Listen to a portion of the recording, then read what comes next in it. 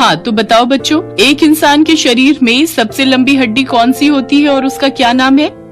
Kanika ma'am इस सरकारी school की बायोलॉजी टीचर है। उसने जो सवाल पूछा था, सारे बच्चे उसका जवाब याद करने में लग गए। तभी उनकी नजर क्लास में लास्ट बेंच पर बैठी एक बच्ची पर पड़ी जो अपना सिर खुजला रही थी, और उसने काफी देर बाद आंसर बताने के लिए अपना हाथ उठाया। अरे वाह गरिमा, तुम्हें आंसर पता है? जी हाँ मैडम। तो बताओ फिर। मैडम जी, वो हमारे शरीर की जांघ की हड्डी सबसे लंबी होती है। अरे वाह, शाबाश। और उसे क्या कहते हैं? मैडम जी, उसे फीमर कहते हैं। वेरी गुड गरिमा।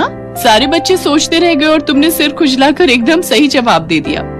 कनिका मैम की बात सुनकर वहाँ मौजूद सारे बच्चे हंसने लगे और उनकी हंसी सुनकर गरिमा उदास हो गई। कनिका मैम को समझ ही नहीं आया कि उन्होंने ऐसा क्या कह दिया कि सारे बच्चे हंसने लगे और गरिमा मायूस हो गई। फिर अगले दिन, बच्चों आज का सवाल है कि एक स्वस्थ इंसान का दिल 1 मिनट में कितनी बार धड़कता है? बच्चे फिर से जवाब याद करने की कोशिश करने लगे कि तभी गरिमा ने सिर खुजलाते हुए हाथ खड़ा किया। अरे वाह गरिमा, फिर से शाबाश। बताओ उत्तर क्या है? मैडम, 60 से लेकर 100 बार तक। वेरी गुड गरिमा, तुम्हारा दिमाग तो बहुत तेज दौड़ता है। कनिका मैम के मुंह से अपनी तारीफ सुनकर गरिमा बहुत खुश हुई, पर तभी किसी शरारती बच्चे ने कहा, हाँ, इसका दिमाग बहुत तेज दौड़ता है क्योंकि इसके सिर में जुएं भी तो उतनी तेजी से दौड़ती हैं। उस बच्चे की बात सुनकर फिर से क्लास के सारे बच्चे हंसने लगे।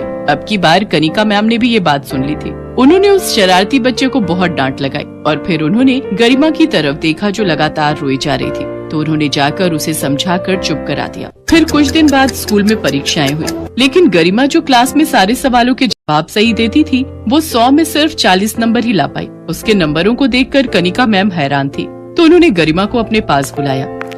गरिमा, ये क्या है बच्चे? तुम्हें तो हर सवाल का जवाब पता होता था, फिर परीक्षा में क्या हुआ, इतने कम नंबर? सॉरी मैडम, आगे से ऐसा नहीं होगा। देखो तुम रो मत, मुझे बताओ क्या दिक्कत है? तुमने पढ़ाई नहीं की थी क्या? मैडम जी, पढ़ाई तो बहुत की थी, मुझे पढ़ना भी पसंद है, लेकिन क्या? मैडम, मुझे ये जुए पढ़ने नहीं देती। मेरे सिर में बहुत सारी जुए हैं, इसी वजह से मैं सारा दिन अपना सिर खुजलाती रहती हूँ, और जुओं की वजह से ही कोई बच्चा मुझसे बात नहीं करता है और न ही कोई मेरे साथ बैठता है। सारा दिन वो लोग मेरा मजाक उड़ाते रहते हैं। गरिमा की बात सुनकर कनिका मैम ने पहली बार उसके सिर को ध्यान से देखा, तो उन्होंने भी महसूस किया कि वाकई गरिमा के सिर में बहुत सारी जुएं थी और साफ साफ दिखाई दे रही थी। तुम परेशान मत हो बेटा, सब ठीक हो जाएगा। तुम अपनी पढ़ाई पर ध्यान लगाओ, और हाँ, कल अपने मम्मी पापा को अपने साथ यहाँ स्कूल लेकर आना। ठीक है मैडम जी। अगले दिन गरिमा अपने माता पिता को स्कूल लेकर आई। नमस्ते मैडम जी। नमस्ते जी, मैंने आप दोनों को गरिमा के बारे में कुछ बात करने के लिए बुलाया है। देखिए, आपकी बेटी पढ़ने में बहुत होशियार है, लेकिन फिर भी उसकी सारी मेहनत बेकार हो जाती है। वो बस जैसे तैसे पास ही हो रही है। जी हाँ मैडम जी, गरिमा ने बताया हमें, वो बेचारी अपने सिर के जुओं से बहुत परेशान है। गरिमा ने हमें बताया था कि वो सारा वक्त अपने सिर में खुजली करती रह गई और उतने में पेपर का समय पूरा हो गया, जबकि उसे सब आता था, पर फिर भी वो सब कुछ नहीं लिख पाई। हाँ, तो यही तो मैं आप दोनों से कहना चाहती हूँ कि गरिमा को अपने सिर की सफाई रखनी चाहिए और आप दोनों को इस बात पर ध्यान देना चाहिए। नहीं मैडम जी, बात वो नहीं है। वो अपना सिर साफ रखती है, रोज नहाती भी है, पर जुएं उसके सिर से जाते ही नहीं। उसकी इस बीमारी से तो हम बहुत परेशान हैं। देखिए, एक बात समझ लीजिए कि ये कोई बहुत बड़ी बीमारी नहीं है। कई बार गंदगी की वजह से सिर में जुएं पड़ जाती हैं और कई बार कुछ और कारणों की वजह से भी ऐसा हो सकता है। मैडम, हमने इसका इलाज कराने की भी कोशिश की। वो एक डॉक्टर थे, डरला मोटोजी। हाँ, मैं समझ गई, डर्मेटोलॉजिस्ट। फिर क्या हुआ? उनकी फीस और इलाज बहुत महंगा था, तो हम उनके पास जा नहीं पाए। मैं एक छोटा सा किसान हूँ, मेरे पास ज्यादा पैसे नहीं है। अच्छा, एक काम कीजिए, मैं ये पता लिख कर दे रही हूँ, आप उन डॉक्टरों से मिल लीजिए। ये भी डरला मोटोजी हैं? हाँ, ये भी वही है और बहुत अच्छे डॉक्टर हैं। पर मैडम जी, इनकी फीस। आप फिक्र मत कीजिए, वो मेरे पति हैं, आपसे इलाज के पैसे नहीं लेंगे। कनिका मैम की बात सुनकर गरिमा के माता पिता को बड़ी राहत मिली। अगले ही दिन वो गरिमा को डॉक्टर आकाश के पास ले गए। डॉक्टर साहब नमस्ते।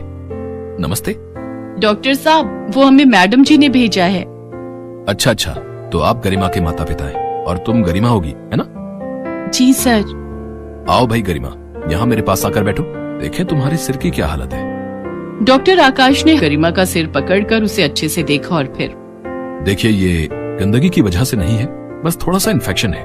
ये जुएं आम शैम्पू या घरेलू नुस्खों से नहीं जाएंगे। तो फिर डॉक्टर साहब, क्या इसका कोई इलाज नहीं है? अरे अरे घबराइए नहीं, ऐसा कुछ नहीं है।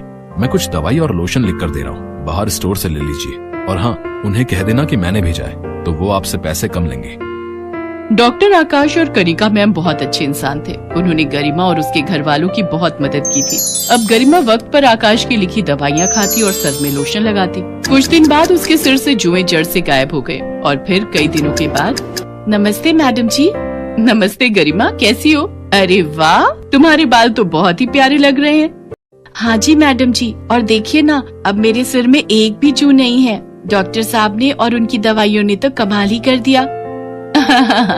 हस्बैंड किसके हैं? कनिका मैम की बात सुनकर गरिमा जोर जोर से हंसने लगी। कुछ दिन बाद स्कूल में फिर से परीक्षाएं आई। इस बार गरिमा ने पहले से भी ज्यादा मेहनत की और पूरा पेपर अच्छे से दिया। जब परीक्षा का रिजल्ट आया तो सभी हैरान रह गए, क्योंकि गरिमा पहली बार अपनी क्लास में फर्स्ट आई थी।